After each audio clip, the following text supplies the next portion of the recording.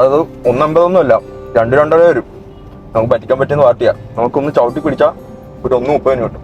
അങ്ങനെയാണെങ്കിൽ ചെറിയൊരു പണിയുണ്ട്. എടാ മോനെ, വണ്ടിക്ക് മിസ്സിംഗ് ഉണ്ടല്ലോടാ.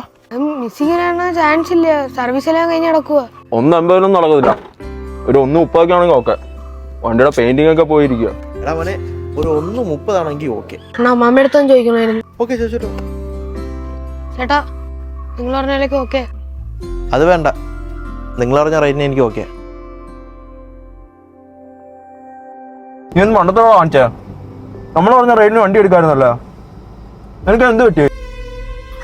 അങ്ങനെ ഒരു കോൾ ഇരുന്ന് ഇപ്പോൾ വരാ. അമ്മാമ, നമ്മൾ പറഞ്ഞ വിലയ്ക്ക് അവർ എടുക്കത്തില്ല എന്ന് പറഞ്ഞു.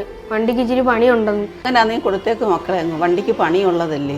അച്ഛൻ ഉണ്ടായിരുന്നെങ്കിൽ ഇങ്ങനൊന്നും വരത്തില്ലായിരുന്നു. ലോണൊക്കെ അടയ്ക്കണ്ടേ. കച്ചവടക്കാരാണെങ്കിൽ നമുക്ക് വില വെച്ച് ചവിട്ടിയെടുക്കാം.